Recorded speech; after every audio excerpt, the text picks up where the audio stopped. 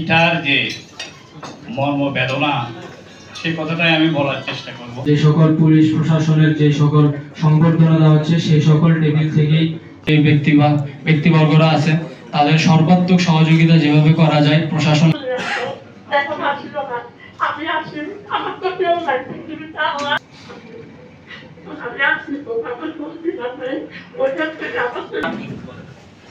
না হয় আমরা এদিকে চলে আসবো। আমার ডান সাইডের অনেক ঊর্ধ্বতন কর্মকর্তাগণ রয়েছে, সকলকে একটি অনুরোধ করব যেন জ্ঞাপন করছি। সাথে সাথে একটি কথা না বললেই নয়, আজকে আমরা শুধুমাত্র স্মরণ সভায় করে যাচ্ছি, এরকম স্মরণ সভায় হবে কিন্তু আসল